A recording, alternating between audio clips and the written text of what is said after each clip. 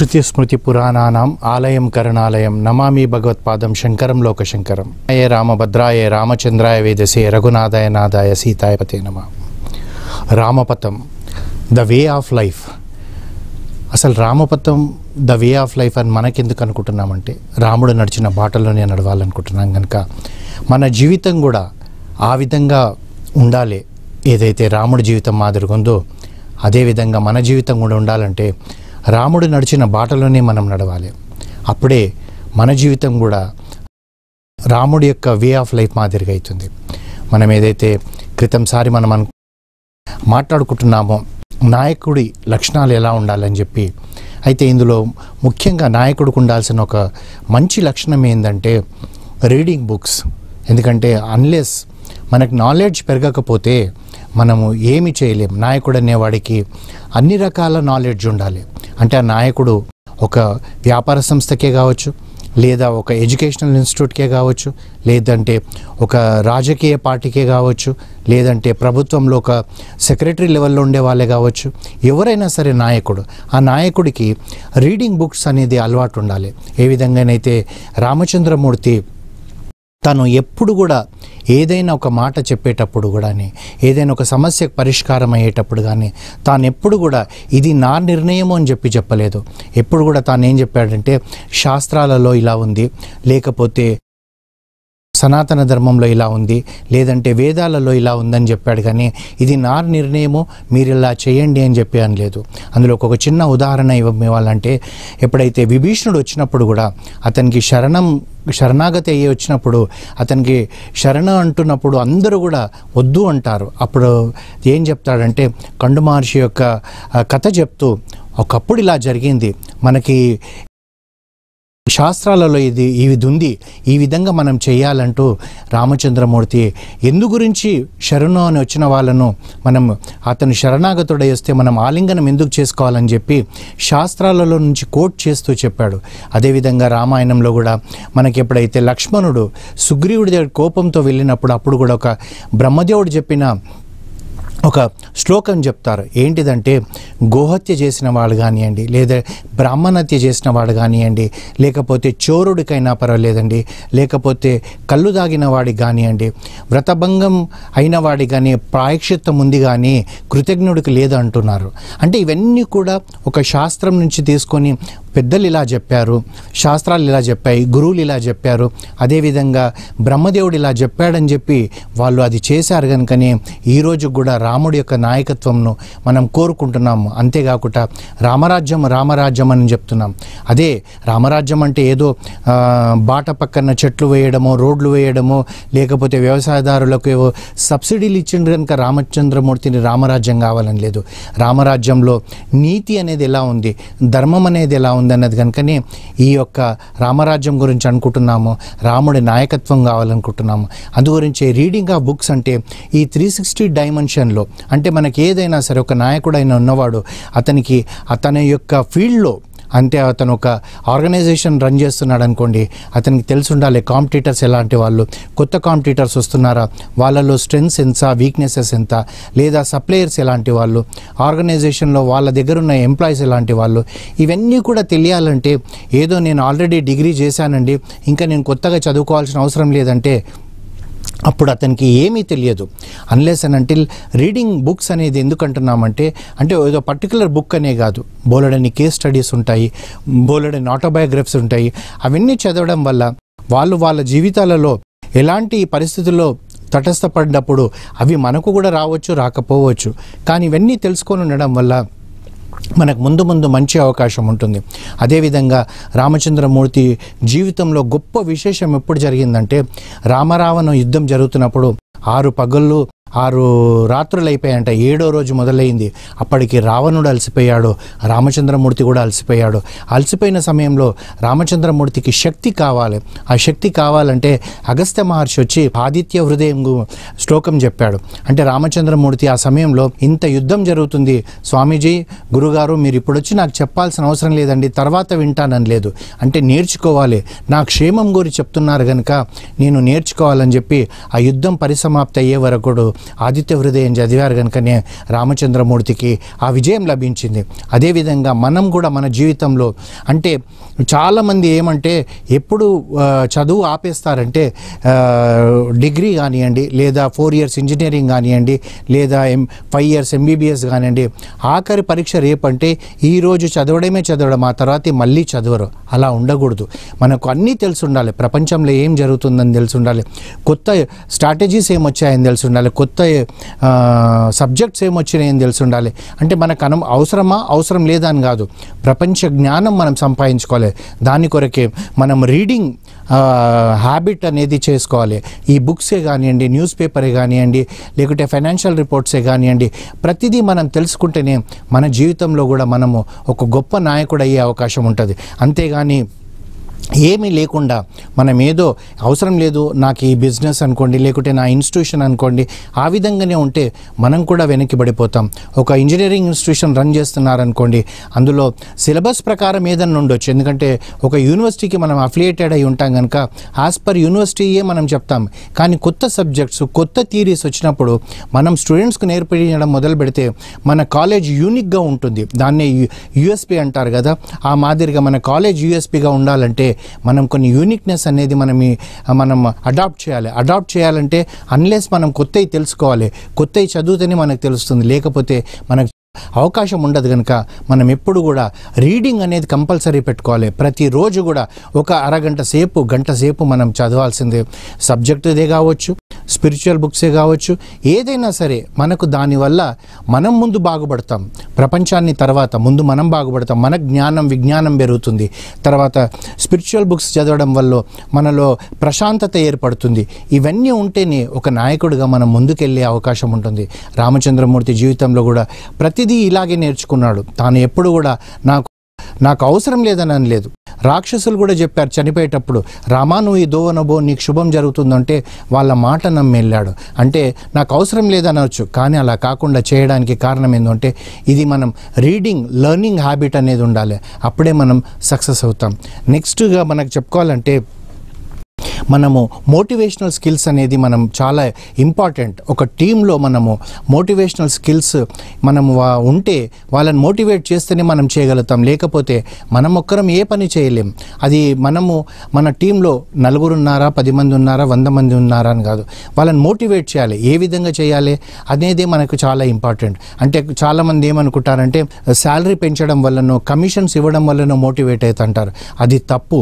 ఎందుకంటే మీరు ఈరోజు ఇంక్రిమెంట్ లెటర్ ఇచ్చారనుకోండి, ఆ ఇంక్రిమెంట్ లెటర్ చూడగానే సంతోషపడతాం, ఇంటికి వెళ్తాము, తల్లిదండ్రులకు చూపెడతాం, భార్యకు చూపెడతాం. కానీ ఒకటి గుర్తుపెట్టుకోండి, సేమ్ నెక్స్ట్ డే కూడా ఇదే లెటర్ తీసుకెళ్ళి మనం ఇంట్లో తల్లిదండ్రులకు కానీ భార్యకు కానీ చూపెడితే వాళ్ళు ఆ రోజు కూడా ఏంటో సమ్ ప్రాబ్లం ఉన్నట్టుంది అనుకొని చూస్తారు, నిన్న చెప్పారు కదండి అంటారు. 3వ రోజు మనం తీసుకెళ్ళి చూపెట్టామనుకోండి, అప్పుడు అనుకుంటారు డెఫినెట్గా ఇతనికి కొద్దిగా మెంటల్ డిస్టర్బెన్స్ అయినట్టుంది, లేకపోతే 3 రోజుల క్రితం ఇచ్చింది 3 సార్లు చెప్పడం ఏంది ఇంక్రిమెంట్ గురించి అనుకుంటారు. మనకు మోటివేషన్ డబ్బుతో కాదు, మనకు ప్యాషన్ ఉండాలి. మనం ఒక టీం కొరకు, ఒక ఆర్గనైజేషన్ కొరకు మనం చేస్తున్నామని ఉండాలి. అయితే అది ఎలా రావాలంటే ఒక నాయకుడు ఎప్పుడు కూడా టీంలో ఉన్న వాళ్ళని రికగ్నైజ్ చేయాలి. ఈ వ్యక్తి ఇది చేస్తాడు, ఈ వ్యక్తి ఇది చేస్తాడు అని చెప్పి వాళ్ళని మనం మోటివేట్ చేయాలి. రామచంద్రమూర్తి మీరు చూడండి, సేతువు కట్టేటప్పుడు నలుడే ఆ పని చేయగలుగుతాడని సాగరం చెప్పినప్పుడు, సముద్రుడు చెప్పినప్పుడు రామచంద్రమూర్తి ఆ నలుడిని మోటివేట్ చేశాడు. ఆ నలుడు కూడా ఎలా ఉంటాడంటే ఎంత నమ్రతతో అంటాడు, రామచంద్ర నాకు తెలుసు నేను ఇది కట్టగలుగుతానని, కానీ నేనుగా నేను చెప్పకూడదు కనుక చెప్పలేదు అంటాడు. ఎప్పుడైతే సముద్రుడు చెప్పాడో, రామ విశ్వకర్మ యొక్క అంశతో పుట్టిన ఈ నలుడు సేతువు నిమిషాల మీద కట్టేస్తాడంటాడు. మరి 5 రోజులలో ఆ సేతువు కట్టడానికి కారణం ఏంటిది? ఈ యొక్క నలుడి యొక్క ప్లానింగ్ అనుకోండి, దాన్ని ఇంప్లిమెంటేషన్ చేయడంలో వానరులందరూ కూడా కాంట్రిబ్యూట్ చేశారు. అదే వాళ్ళని మనము రికగ్నైజ్ చేయాలి. ఆ రికగ్నైజ్ చేస్తేనే వాళ్ళకు కూడా ఒక రకమైన ఇంతమందిలో నన్ను రికగ్నైజ్ చేశారు నా బాస్ అని చెప్పి అతను ఇంకా ఉత్సాహంగా పనిచేయడానికి ముందుకెళ్తాడు. అంతేకాకుండా చేసింది వాళ్ళైతే మనం ఆ క్రెడిట్ ఇంకోరికి ఇవ్వడమో మనం తీసుకోవడమో చేస్తే బహుశా వాళ్ళు మనతో ఉంటారేమో, కానీ సమయం వచ్చినప్పుడు పక్కకు జరిగిపోతారు. ఆ రోజు మనం ఇబ్బందుల్లో పడిపోతాం. అందుగురించే ఎప్పుడు కూడా మనం ఆలోచించాల్సింది ఏంటంటే, ఎవరైతే రికగ్నైజ్ చేసి వాళ్ళు అది సక్సెస్ఫుల్గా చేసినప్పుడు వాళ్ళని ప్రేస్ చేయాలి. మనం నలుగురిలో చెప్పాలి, ఇతను ఈ పని చేయడం వల్లనే మన ఆర్గనైజేషన్ కావచ్చు, మన ఇన్స్టిట్యూషన్ కావచ్చు, లేదా మన సొసైటీ కావచ్చు, దీనివల్ల మనకు లాభం పొందిందని చెప్తే అప్పుడు ఆ ప్రేస్ చేయడం వల్ల ఏంటంటే అతను ఇంకొకసారి ఇంకొక వర్క్ చేయడానికి కూడా ముందుకు వస్తాడు. అది లేకుంటే ఏమవుతుంది అంటే మనం ఎంత చేసినా ఇంతే అని చెప్పి ఆ మోటివేషన్ అనేది ఎప్పుడు డబ్బుతో రాదు. మనం ఏంటంటే మన యొక్క గుణాలను ఎవరు ఎదుటి వ్యక్తి గుర్తించాడనుకోండి, ఆ మోటివేషన్తో ఒక్కటికి 4 సార్లు మనం పనిచేయడానికి అవకాశం ఉంటుంది. అంతేకాకుండా మన టీం మెంబర్స్కు మనం నిజాయితీ పరులమని ఎప్పుడు తెలుస్తుంది? అది తెలవాలంటే ఆ ట్రస్ట్ వర్తి మనం పెంచుకోవాలి, వాళ్ళలో ఒక రకమైన గుర్తింపు తెచ్చుకోవాలి. నిజమే, నేను ఈ లీడర్ కొరకు, ఈ నాయకుడి కొరకు నేను పని చేస్తే నాకు ఈ రికగ్నైజేషన్ వస్తుంది, ఈ ప్రైజ్నెస్ వస్తుంది అనేది ఉంటుంది. ఆ ట్రస్ట్ అనేది మనం పెంచుకోవాలంటే మనం అప్పుడప్పుడు మనం ప్రూవ్ చేసుకోవాలి. ఓ చిన్న ఉదాహరణ, రామచంద్రమూర్తి ఎప్పుడైతే యుద్ధమంతా అయిపోయాక దేవతలందరూ దిగి వస్తారు. దిగి వచ్చినప్పుడు అందరూ ఏమంటారంటే, రామ ఎంతో ఈ యొక్క భూదేవి ఎంత కష్టపడ్డది ఈ రోజు వరకు, ఈ రావణాసురుడి వారి అరాచకాల వల్ల ఎంతమందిని హింసబెట్టాడు, ఎంతమందిని చెరబట్టాడు, ఇతన్ని నువ్వు చంపావు గనుక మాకెంతో సంతోషంగా ఉంది, నీకేం కావాలో కోరుకో అంటాడు. అటు రామచంద్రమూర్తి అప్పుడు ఏదైనా కోరుకోవచ్చు, కానీ రామచంద్రమూర్తి అలా కోరుకోలే. ఇక్కడే మనకు తెలుస్తుంది మన టీంను మనం ఎట్లా మోటివేట్ చేయొచ్చు. అప్పుడు రామచంద్రమూర్తి ఏమంటాడంటే దేవేంద్రుడితోటి, దేవేంద్ర నేను కోరుకునేది ఒకటే, ఈ విజయానికి కారణం ఈ వానరులే, ఈ వానరులు లేకపోతే ఇది విజయం వచ్చేదే కాదు. అందుగురించే ఈ వానరులు ఎక్కడెక్కడ నుండని వాళ్ళకి తినడానికి మంచి తీయటి ఫలాలు, తర్వాత జలం దొరకాలని అంటాడు. అంటే త్రేతాయుగంలో ఆ కోరిక కోరాడు. ఇప్పటికీ కూడా మనము సపోజ్ మనం ఒక సిటీకి దూరం వెళ్ళామనుకోండి, ఒక చిన్న అడవి లాంటి ప్లేస్లలో పోతుంటే మనం చూస్తుంటాం వానరులను. ఎప్పుడు కూడా కోతులు ఏవో ఒకటి తింటుంటాయి. అంటే వీటికి తెలుసు ఏ పండు ఏది తినొచ్చు అని చెప్పేసి. అంతేకాకుండా ఎక్కడో అక్కడ జలం ఉందని కూడా తనకు తెలుస్తుంది, ఆ జలం తాగుతుంటాయి. ఇప్పటికీ ఆ రామచంద్రమూర్తి ఇచ్చిన వరం ఇన్ని తరాలైనా కానీ, ఇన్ని యుగాలు అయిపోయినాక కూడా వీటికి ఆహారం దొరుకుతుంది, జలం దొరుకుతుంది కనుక అదే ట్రస్ట్ వర్త్నెస్. అప్పుడు ఏమవుతారు, అందరూ కూడా మళ్ళీ ఇంకొక పెద్ద యుద్ధం వచ్చినా కానీ వీళ్ళందరూ ఈ వానరులు రామచంద్రమూర్తితో అనేవాళ్ళేమో, రామా నువ్వేం చింతపడకు, ఈ రావణాసురుడి తాతనైనా మనం చంపేద్దామంటారు.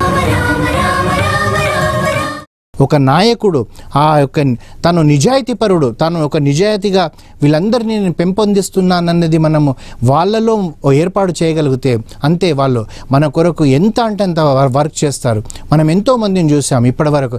ఇండస్ట్రియల్ జార్డి టాటా లాంటి వ్యక్తిని ఎందుకు ఇప్పటికీ మనం గుర్తుపెట్టుకుంటాం? టాటా అనేటప్పటికీ మనకు ఒక నమ్మకం ఏంటిది? ఒక గుడ్ క్వాలిటీ వస్తుంది, ఆ నమ్మకం, ఆ నిజాయితీ ఉంది. అంతేకాకుండా పొలిటికల్ లీడర్స్ని తీసుకోండి, లేదా ఇన్స్టిట్యూషన్స్ని తీసుకోండి. కొన్ని ఇంజనీరింగ్ కాలేజీలు 50 సంవత్సరాలు అయినాక కూడా దానికి ఒక పేరు ఉంటుంది, అక్కడ చదువుకుంటే బాగుంటుందండి. ఆ ట్రస్ట్ వర్త్ అనేది మనం పెంచుకోవాలి. నాయకత్వం అంటే అక్కడే ఉంటుంది. అంటే ఇంజనీరింగ్ కాలేజ్ 4 గోడలు కడితే దానిగా చదువు చెప్పదు, అందులో ఉండే నాయకత్వము. ఒక మంచి ప్రొఫెసర్స్ని తీసుకోము, స్టాఫ్ని తీసుకోవడం వల్ల ఆ కాలేజ్ అంత పేరు సంపాదించింది. అదేవిధంగా నాయకత్వం మీదనే ఆధారపడి ఉంటుంది ఏదైనా సరే. నాయకత్వాన్ని ఎప్పుడైతే నమ్ముతారో ప్రాణం ఇవ్వడానికి కూడా ముందుకెళ్తారు. అది మనం తెలుసుకోవాల్సింది. రామాయణంలో ఉన్న గొప్పతనం అంతా కూడా ఈ నాయకత్వం మీదనే ఉంటుంది. ఎప్పుడైతే ఈ మోటివేషనల్ స్కిల్స్ మనం డెవలప్ చేసినాక బ్రహ్మాండమైన టీం బిల్డింగ్ చేయాలి. టీం అంటే ఎవరు? ఒక 10 మంది కలిస్తే టీం అవుతుంది. దాన్ని బిల్డ్ చేయడం ఏంటంటే ఒకరికొకరు ఏ పని అంటే ఆ పని చేయగలుగుతాము, ఈ ఆర్గనైజేషన్ గురించి చేయగలుగుతాము, లేదా ఈ యొక్క పొలిటికల్ ఇన్స్టిట్యూషన్ కొరకు చేయగలుగుతాము అని చెప్పేసి వాళ్ళకి ఆ నమ్మకం కుదిరించి ఆ టీం బిల్డింగ్ చేస్తే ఒక్కొక్కరికి ఒక్కొక్క వర్క్ మనం ఇస్తూ పోయామనుకోండి, అప్పుడు ఏమవుతుంది, వాళ్ళందరూ కూడా ఆ వర్క్ను సమానంగా పంచుకొని ముందుకెళ్ళకే అవకాశం ఉంటుంది. ఎప్పుడైతే కిష్కింధకాండలో రామచంద్రమూర్తి సీతమ్మ వారిని వెతకడానికి అని ప్రయత్నం చేసినప్పుడు సుగ్రీవుడు తన వానరులందరినీ పిలుస్తాడు. పిలిచి ఏం చేశాడు, ఒక టీం బిల్డ్ చేసి మనము ఈరోజు రామచంద్రమూర్తి కొరకు మనం ఈ పని చేయాలి, సీతమ్మ వారు ఎక్కడున్నా మనం వెతకాలి అని చెప్తూ ఏం చెప్తాడంటే, రామచంద్రమూర్తి మనకు చేసిన సహాయానికి మనం ఏమిచ్చినా రుణం తీరదు అని చెప్పి ఒక బంచ్ ఆఫ్ పీపుల్, అంటే ఒక 10 మందిని ఇట్లా 4 గ్రూపుల కింద చేసి ఒకరిని తూర్పుగా పంపుతారు, ఒకరిని ఉత్తరాన పంపుతారు, ఒకరిని పశ్చిమాన ఉత్తరాన పంపుతారు, ఒకరినేమో దక్షిణాన పంపుతారు. ఆ టీంలలో కూడా మనకు ఎక్కువ కాన్ఫిడెన్స్ ఉన్న వ్యక్తులకు ఇంకా కొద్దిగా బాధ్యత ఎక్కువ ఇస్తాం. అందు గురించేనేమో అసలు దక్షిణ దిక్కుగా పంపించేటప్పుడు సుగ్రీవుడు అందులో సెలెక్ట్ చేసుకున్న వాళ్ళు కూడా అందరు చూడండి ఎంత గొప్ప వాళ్ళు. జాంబవంతుడు, అంగదుడు, హనుమ, ఈ అందరినీ పంపేటప్పుడు కూడా ఆఖరిని ఏమంటాడంటే హనుమతోటి, హనుమా నువ్వే ఈ పని చేయగలుగుతావు అన్న నమ్మకం నాకుంది కనుక రామచంద్రమూర్తి మన కష్టాలు మనం కడతీర్చాలంటే నువ్వే చేయగలుగుతావు అన్నాడు. ఆ టీం బిల్డింగ్ ఉండి ఆ విశ్వాసం మనం క్రియేట్ చేయగలిగితే హనుమ ఎన్ని కష్టాలు పడ్డాడండి. అన్ని కష్టాలు పడ్డ తర్వాత కూడా తను సీతమ్మ వారిని వెతుక్కొని రాగలిగాడు. ఎవరు ఎన్ని కష్టాలు పడ్డాడో మనకు తెలుసు. లంకలో పోవడము, ఆ రాక్షసుల మధ్యలో ఉండడము, వాళ్ళు తోకకు నిప్పు పెడితే కూడా ఆ మంటలు భరిస్తూ కూడా తాను ఆ పని పూర్తి చేయగలిగాడంటే కారణం ఏంది? ఆ టీం బిల్డింగ్. ఎప్పుడైనా సరే స్ట్రాంగ్ టీం బిల్డింగ్ ఉంటే మాత్రము మన యొక్క నాయకత్వానికి ఏ డోకా ఉండదు. అంతేకాకుండా అది ఏదైనా ఇన్స్టిట్యూషన్ కావచ్చు, ఆ ఇన్స్టిట్యూషన్ బ్రహ్మాండంగా ఎదగగలుగుతుందంటే కారణం ఇదే. అదే మనం చూస్తుంటాం కొన్ని సక్సెస్ఫుల్ వెంచర్స్ ఉంటాయి. అంటే వెంచర్స్ అంటే ఈ రియల్ ఎస్టేట్ది కాదండి, ఇప్పుడు సక్సెస్ఫుల్ ఆర్గనైజేషన్స్ అనుకోండి. అవన్నీ రావడానికి కారణం ఏంది? వాళ్ళు అది బిల్డ్ చేస్తూ వచ్చారు. ఎందుకంటే ఒక్క నిమిషంలో ఏది మనం బిల్డ్ చేయలేం. సక్సెస్ అనేది ఒక నిమిషంలో జరిగేది కాదు. అంతెందుకండి, చిన్నగా చెప్పుకోవాలంటే మనకు సూర్యుడు ఉదయించిన తర్వాత మెల్లమెల్లగా కాంతి పెరుగుతుంది, కానీ ఒకేసారి మార్నింగ్ 5:30కి మధ్యాహ్నం 2 గంటలకు ఉన్నంత ఎండ ఉంటుందా? ఉండదు. కొద్ది కొద్దిగా మనకు అలా వస్తుంది. అదేవిధంగా సక్సెస్ వస్తుంది. కారణం ఏంటంటే ఆ బేస్లో ఉండాలి. మనం నిజంగా చెప్పుకోవాలంటే ఆర్గనైజేషన్ లాంటి జీఈ లాంటి కంపెనీని తీసుకోండి, 125 సంవత్సరాల తర్వాత కూడా అది ఈరోజు ఇలా ఉండడానికి కారణం ఏంది? హిందుస్థాన్ లివర్ లాంటి కంపెనీస్ చూసుకోండి, వాళ్ళు అన్ని సంవత్సరాలు ఉండగలిగారంటే కారణం ఏంటంటే ఆ యొక్క టీం బిల్డింగు, వాళ్ళ యొక్క నాయకుడి పైన ఉన్న ట్రస్ట్, ఇవన్నీ కూడా ఏ పని అయినా కానీ మనం ఒక మంచి టీం బిల్డింగ్ చేస్తే మనలో ఉండే ఆ టీం మెంబర్స్ ఎంత కష్టమైనా సరే వాళ్ళు చేయగలుగుతారు. అంతేకాకుండా కొన్నిసార్లు ఏమవుతుందంటే మన టీంలో కూడా మిస్అండర్స్టాండింగ్స్ వస్తాయి.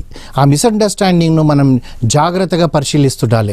ఆ అజంప్షన్స్ ఏదున్నా కానీ మనం జాగ్రత్తగా చూడాలి. నాయకుడికి అది ఇంపార్టెంట్. ఎందుకంటే 40 మంది 50 మంది ఉన్న దగ్గర ప్రతి దగ్గర మనం టైం స్పెండ్ చేయలేం కనుక మనం ఎప్పుడు కూడా వాళ్ళను ఏ విధంగా ఉండాలంటే వాళ్ళు ఎలా ఉన్నారు, వాళ్ళ ముఖ కవలికలతోటి కానీ వాళ్ళ ప్రవర్తన వాళ్ళతోటి కానీ ఏదన్నా ఎక్కడన్నా మిస్అండర్స్టాండింగ్ వచ్చిందా అనేది కూడా మనం ఆలోచించాలి.